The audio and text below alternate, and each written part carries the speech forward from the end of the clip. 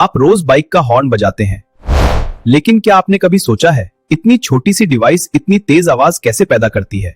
सिर्फ 60 सेकंड में समझिए इसका विज्ञान। जैसे ही आप हॉर्न का बटन दबाते हैं, बैटरी से विद्युत धारा हॉर्न तक पहुंचती है। यहीं से पूरी प्रक्रिया शुरू होती है।